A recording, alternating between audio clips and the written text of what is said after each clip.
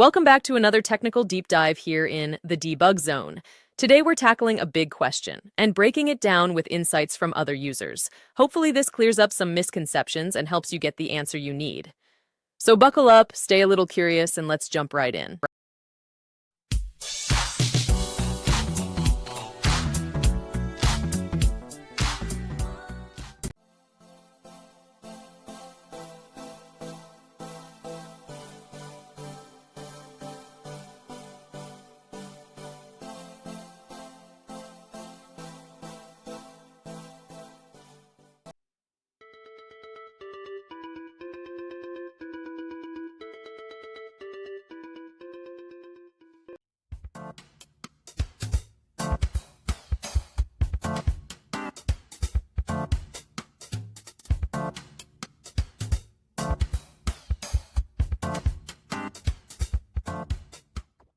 And that's a wrap.